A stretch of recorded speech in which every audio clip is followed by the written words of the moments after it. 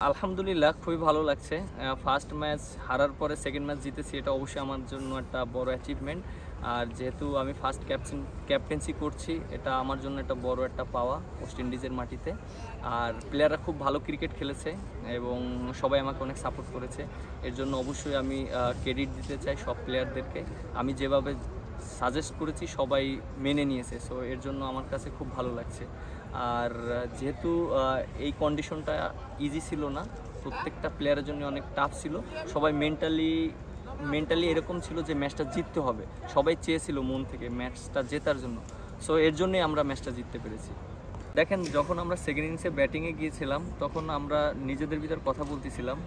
Specialist আমি প্লেয়ারদের একটা কথা বলছিলাম যে এই উইকেটে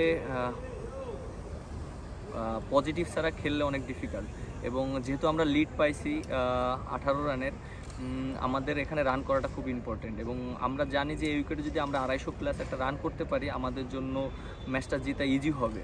এবং মেসেজটা এই ছিল যে প্লেয়াররা পজিটিভ খেলবে। যখন দীপুকে আমি একটা কথা বলেছিলাম, কারণ সৌরভ ভাই যখন অসুস্থ হয়ে গিয়েছিলো তখন টিমের ভিতরে একটু পাজেল হয়ে যাচ্ছিলো সবাই, ওই জায়গাটা ব্যাটিং করাটা একটু ডিফিকাল্ট। বাট দীপুকে আমি বলেছিলাম, ও রাজি হয়েছে।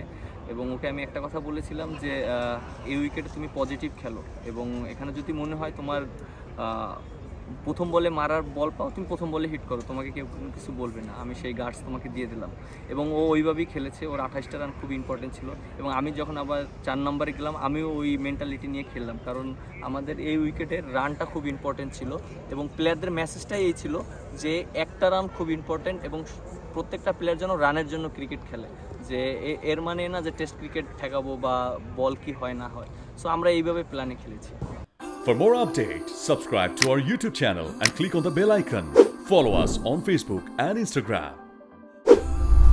Download T-Sports app to enjoy exciting games and highlights. Visit tsports.com.